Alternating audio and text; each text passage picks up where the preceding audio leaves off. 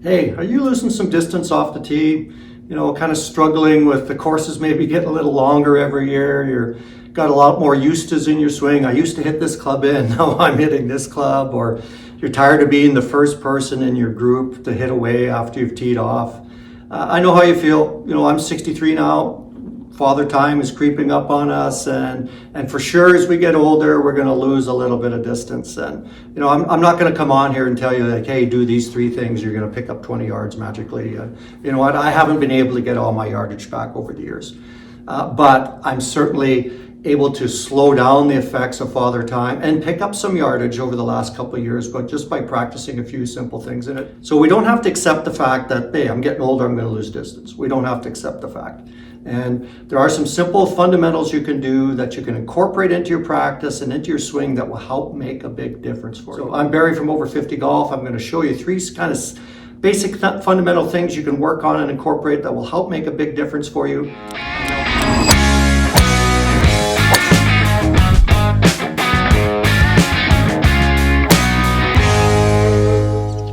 And now before we get started, if you're new to this channel, if you like our videos and you're not a subscriber, please subscribe. It really helps to grow our community of golfers, and we love hearing from our community.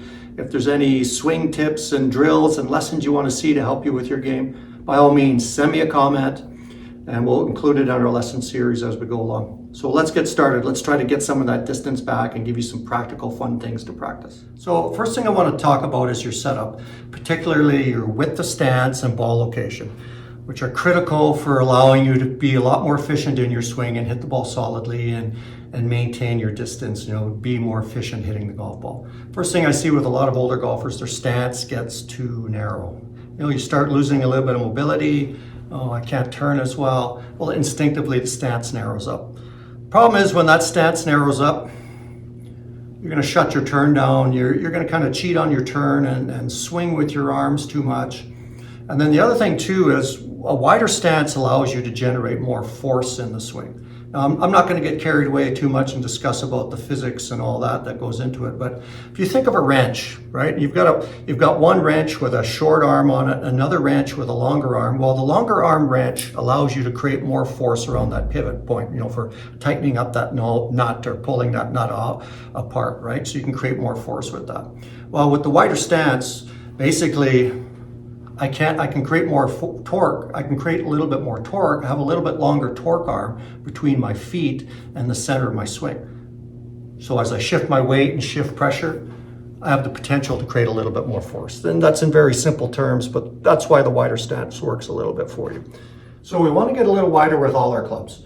And yes, sometimes that can seem a little bit counterintuitive, especially when, I'm having trouble turning and I feel like I'm not pivoting and turning as well as I used to.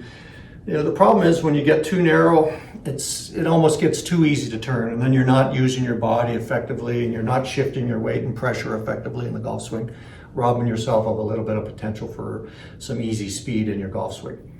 So even with the irons, be a little bit wider, and ball location too is important as well. Golfers I see will put the ball back in their stance too much when they start losing distance. That seems to be another instinctive thing. I'll put the ball back, I can hit down because I'm supposed to hit down on my irons. But problem is you actually rob yourself of distance because you start hitting down too much. You almost kind of smother the irons and kind of hit down and squeeze them out, and they kind of run out very, very low, and they come out of the air really too fast, and you're actually robbing yourself of potential distance when you do that. So even with the irons, we want to get the ball a little bit more forward in the stance so that you can launch that ball up in the air a little bit more and get it to carry in the air for maximum distance. Hitting down will be the result of just turning and swinging and hitting the golf ball. You don't have to force that. So what I'll see is the golfer, their feet get a little bit too narrow, ball gets back a little bit too much. And it's too easy to kind of do that, come down at it like that, where you don't really use much of a body turn. You're kind of just beating down and hitting at it with your irons, kind of driving it down, and you're not really, launching that ball up in the air. So we want to be a little bit wider. So instead of being, here, you're just going to be out here a little bit more, where the feet are kind of just outside the hips, just inside the shoulders. That's a good position for irons. You can experiment with that a little bit. Some people even a little bit wider. It's going to feel awkward at first if you've been really narrow for a while. One way to work on that is just once you find your width, grab a couple balls, get your width of stance there, put a little couple markers down there. You can use balls or tees, but you kind of use them as a guide to help position your feet when you're setting up, just to kind of get, oh yeah, that's where I need to be when I'm setting up. The other thing you can do is you can kind of turn your trail foot out a little bit, that back foot. Turn that out a little bit, makes it a little bit easier to rotate back into your trail side. Get loaded up there.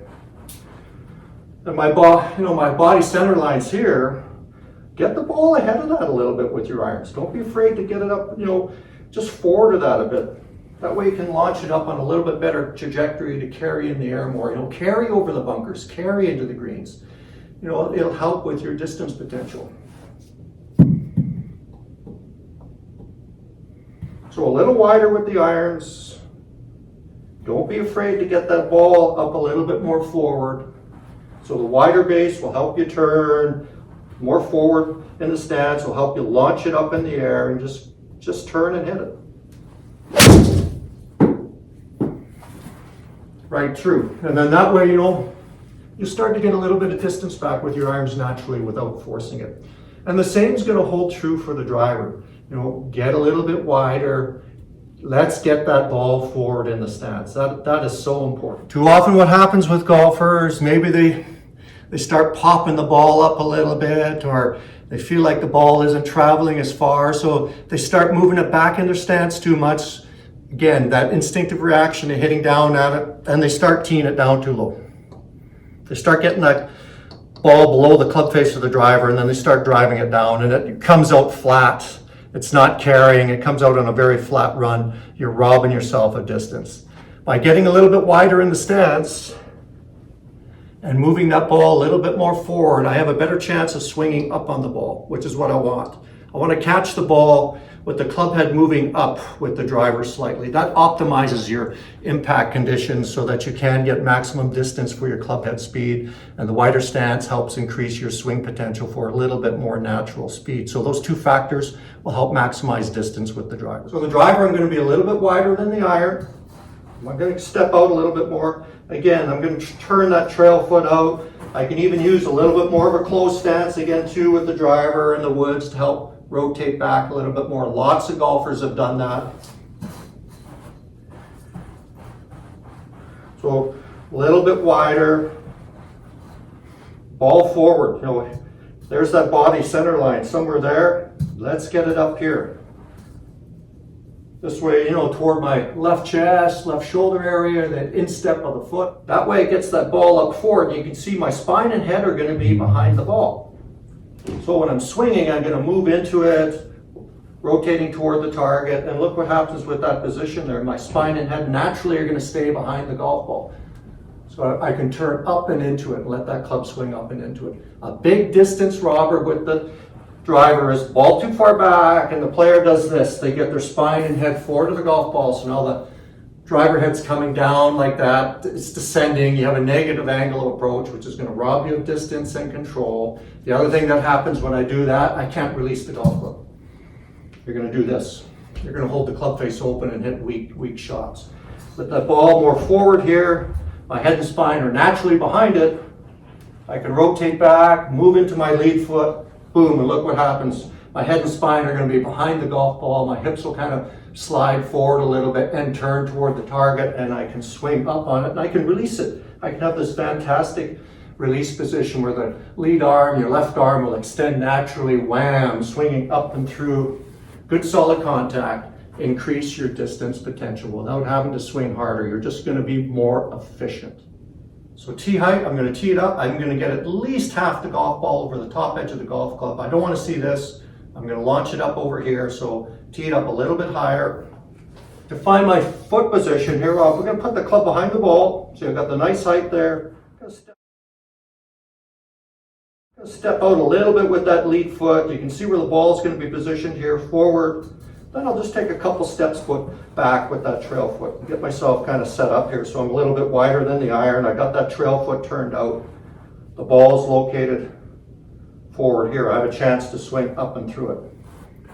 The other thing you can do to help you get that feel for swinging up on the ball to optimize impact So you can put another tee on the ground, a ball box, something in front of the ball to kind of visually encourage you to kind of swing up naturally as you rotate toward the target. I've got a ball box here handy. I'm just going to put it down in front of the ball, 10, 12 inches up in front. Just something to give me that visual, encourage me to do this rather than that. So ball forward. I got the ball teed up, I got it well forward, a little bit wider stance, then I'm just going to make a swing. Boom. This way I can optimize impact to maximize my distance with the driver to release it for good solid contact. So the next thing I want to talk about for maintaining your distance and speed is your tempo and your rhythm. We want to swing easier rather than harder, all right? Now that sounds counterintuitive, and it is, but the problem is when you start losing distance, what instinctively do? I try to hit at the ball harder. You know, it sounds good to hit the ball harder, but you know what? If your swing sequence is off, if you don't have good mechanics and a good pivot, you're going to actually rob yourself of power. Your swing starts to break down, you start actually decelerating, you start hitting the ball all over the club face, and you actually start to lose distance. Then you get frustrated and you keep swinging harder and you keep hitting it shorter and you keep hitting it more crooked.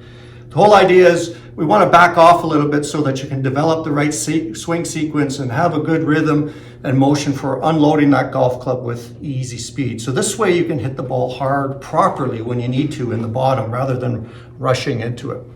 So a really good practice drill you can do for that is trusty towel drill. I just take a bath towel or a long golf towel, roll it up. We use this to practice the sequence of motion in the golf swing. I'll demonstrate. So I'll take the towel, I'm going to take my stance. Again, remember, be wide, or what feels like wider for you. I'm just going to start to move this towel back and forth, and I move the towel by kind of shifting pressure in my feet back and forth, back and forth. I start to feel the rhythm of the motion, and then I whip the towel back. And you notice as I whip the towel back, it's not just my arms. I got this rhythmical motion of turning. Towel goes over my shoulder. I'm going to start to go forward, pelvis shift toward the target. I can feel I'm starting to push weight from the right foot to the left foot. I'm starting to get this nice pressure shift in the feet. The feet are active. Pelvis is first to move, and then the arms and upper body come through. So it gives me that feel for that wonderful swing sequence, back and forth. I'm not going like this, rushing my arms into the swing. Here, through. The transition part of the swing is actually pretty slow. Once I complete the backswing, this part of the swing is kind of slow, and then I let things speed up. That's the correct sequence of motion. No rush to hit the ball. I wind back, get the lower body going, and then boom, I finish it. So here, and you can hear that towel whipping back and forth. So it's easy speed, it's effortless. I'm swinging easy, but generating some speed and power. I'm getting good rhythm, and I'm getting the timing for releasing the club here. Easy rhythm and speed. Another way to practice that too, take a club, take your driver, swish drill, turn it over, grip it up near the head, take my stance, and I'm just going to do some easy swings. You can hear that thing whip. I'm waiting for it. It's like cracking a whip. Good sequence of motion. I'm not rushing it. I'm swinging easy and generating some easy speed. Set up, rotate back, and rotate through. One thing to notice about the tempo, whether you swing fast or slow overall, you know, some people have faster tempo, some have slower tempo. The sequence of timing is good, and particularly what we find with golfers or good players, regardless of how their swing pattern looks, is that the backswing is about 3 times longer in terms of elapsed time than the downswing, which makes sense, right? We want the club to accelerate. You know, basic elapsed time from the moment the club head moves away from the ball to top of backswing and then striking the ball is about a second roughly for most golfers. But what we find with these good players, the backswing is about 3 times longer time-wise and then the downswing is one part. So it's like 1 to 3. 1, 2, 3, 1. 1, 2, 3, 1. 1, 2, 3, 1. So that rhythm and tempo encourages acceleration and gives the player a chance to finish the backswing. And it's not about having a big long swing or anything, because some players have high hands, some have shorter, flatter swings and all that, but they all have a good turn. They finish their turn before they start down. And that's the key for having that good rhythm and tempo and that easy swing that generates speed and power. 1, 2, 3, 1. I can feel it, right? I'm letting myself wind up and then boom, I'm unwinding. 1, 2, 3, 1. And you can hear it release. 1, 2, 3, 1. And then you can work on that tempo, just hitting some balls, counting it out to yourself while you're swinging. It's kind of a cool exercise. And this way you're focused on the counting of the tempo rather than hitting the golf ball, and you can let your natural tempo come out. So I'll get set up with my driver. I'll think about that tempo, 1, 2, 3, 4, 1, 2, 3, 4, or 1, 2, 1. You know, whatever works for you, but you're focusing on that rhythmical tempo and counting that out and moving to that rather than worrying about the golf ball. And this way you can maintain that natural speed and that good rhythm and tempo for yourself. Get set here, ball location forward, a little bit wider. And then I'm just going to count out that tempo. 1, 2, 3, 4. And just focusing on that tempo, a little bit waggle start. Think about that 1, 2, 3, 1, that moving. Just getting into that cycle of the rhythm and tempo, focusing on the count rather than the hitting of the golf ball. 1, 2, 3, 4. I'm not forcing the speed, I'm not trying to muscle it. I'm focusing on that sequence of motion, back and through, generate some easy speed. Work on that. It's going to really help your rhythm and timing and help you maintain that easy speed, to help you maintain your distance. And then the last thing we want to work on to optimize our speed, to maintain our distance, is releasing the golf club. Using our hands and arms, these wonderful multipliers to help maintain speed in the swing and release that golf club effectively for maximum distance. You know, golfers will often forget about that, where they're concentrated so much on turning and swinging that they're almost overusing the body, and they forget to release the golf club and forget to use these hands and arms to kind of get that club come whipping through. You'll be surprised at the extra speed and consistency you can gain by just training your hands and arms, educating them to freely move around you and to release the golf club.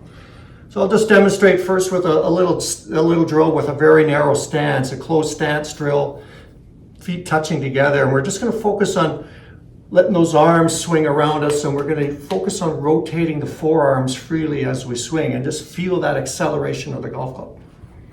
So I got my feet close together, touching if you can. I'm just going to do a little swing here. And the reason why we bring the feet together is just to isolate the feel in the hands and arms. And I'm not just doing this, right, where I'm just swatting at it with my arms and hands, like doing this. There's still the body turn, even though my feet are close together. So it's important to feel that arms swinging and the body turning at the same time. But I'm also letting that club release past me. And as I'm swinging forward, I'm focusing on rotating the forearms, rolling them really fast. And that lets the arms carry through and lets that club release through, and you'll feel that swishing action, that rhythm, and also that nice acceleration of the golf club. Really square and solid, and you'll be surprised how it jumps off the golf club and how far it goes when you're doing it with this little drill, just releasing the club. So I'm just working here on just letting the forearms go. And I'm not trying to guide it. It's going to go really, really straight as well. When you let it go and just swing, you're going to get your maximum distance and you're going to be accurate. You're not guiding the golf club.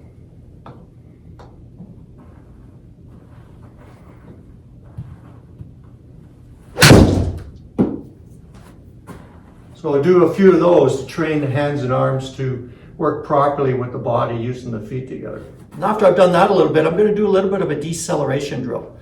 I'm going to use my alignment rods here. I'm going to work on kind of braking and stopping as I come through. And that instinctively gets my body moving and the club releasing effectively coming through. Boom, like that. So I've got my alignment rod here. I'm setting up. I'm going to set up. I don't want to hit the ground with it or hit myself with it. And I'm just going to do a few practice swings, first of all, back and through. Just letting it whip around me.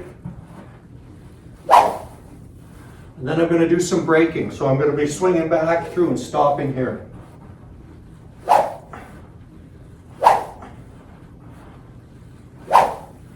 This instinctively gets me to accelerate naturally with good rhythm and to release it. So now I'm using the arms and body together effectively.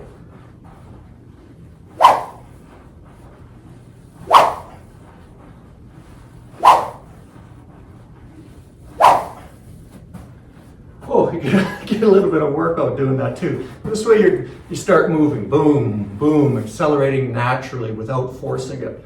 And then I'll do that with a golf club. So what I'll do is I'll start with an iron. You can put it up on a tee if you want to make sure you got a good lie around the range. Hitting off mats is great.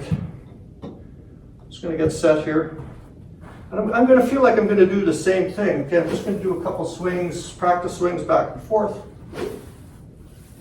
And then I'm going to feel like I'm going to do that little braking drill. And I'm just going to use a little bit shorter backswing with the iron, like I'm hitting a 3/4 shot. But I want to feel like I'm cutting off the follow through as I come through.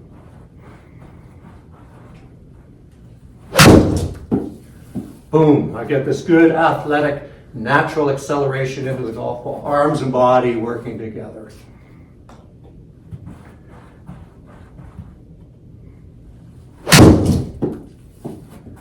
It's just a good way to get that natural athletic hit going. So I'm not really focusing on hitting the ball. I'm focusing on that deceleration move, that braking move.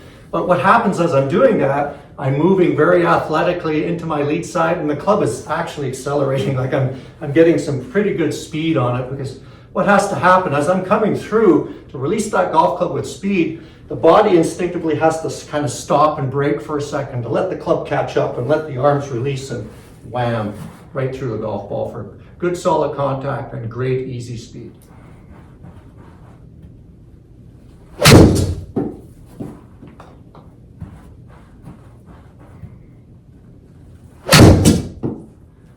And it's not forceful. I'm not trying to kill myself here. I'm just trying to get the feel for doing that drill using that alignment rod to strike the golf ball. But you'd be surprised at the explosiveness of how that club comes whipping through, smashing that ball, really good solid contact, how the arms and body work together, and you get that nice dynamic release for good, easy speed and maintain your distance. You'll get fantastic flight with your irons doing this.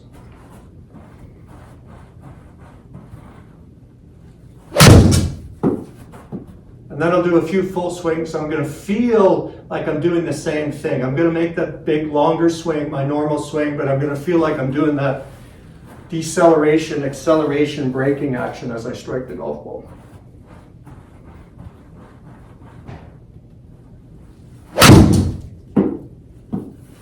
And you feel that good dynamic action and wham, going right through. Good solid contact.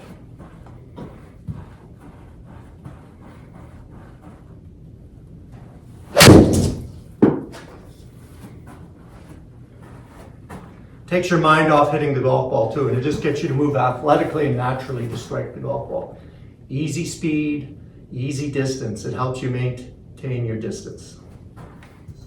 And then I can do the same thing with the driver. I'll do a few practice swings, just back and feel that action there. Then I'll walk in and hit it and feel like I'm doing the same thing.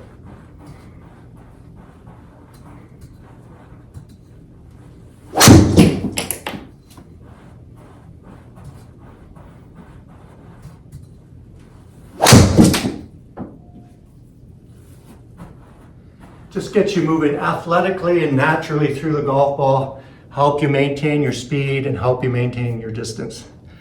So incorporate those into your swing and practice, those three things to work on, with the stance, ball location, work on that rhythm and tempo in the swing so you can unload the golf club naturally. do the acceleration release drill. I think you'll find that you'll help maintain your speed without having to swing harder. It'll start to come out a lot more naturally for you, and we can mitigate the effects of father time and maintain that distance so we have less Eustis on the golf course. Barry from Over 50 Golf, let's keep playing golf, let's keep having fun, and we'll see you again.